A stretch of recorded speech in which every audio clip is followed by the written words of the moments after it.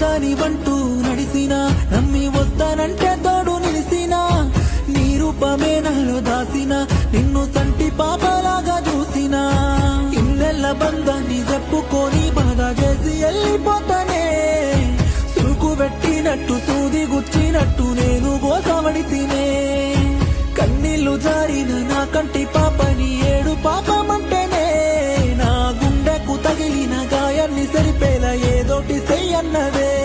బలిన పడ్డవే మాట తప్పుకొని మనసు చంపుకొని